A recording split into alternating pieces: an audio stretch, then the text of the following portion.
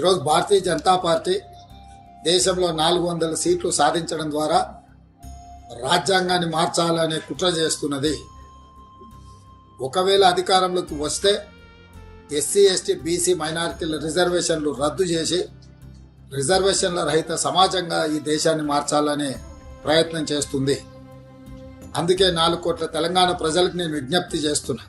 తెలంగాణ సమాజం అందరూ కలిసికట్టుగా కాంగ్రెస్ పార్టీకి శ్రీమతి సోనియా గాంధీ, శ్రీ మల్లికార్జున్ ఖర్గే గారు, శ్రీ రాహుల్ గాంధీ గారి నేతృత్వంలో ఎన్నికల బరిలో దిగిన ఇండియా కూటమిని గెలిపించడం ద్వారా ఎస్సీ ఎస్టీ బీసీ మైనారిటీ రిజర్వేషన్లను కాపాడుకోవడం, మన రాజ్యాంగ స్ఫూర్తిని డాక్టర్ బాబాసాహెబ్ అంబేద్కర్ గారు ఇచ్చిన ఆలోచన విధానాన్ని ముందుకు తీసుకెళ్లాలి.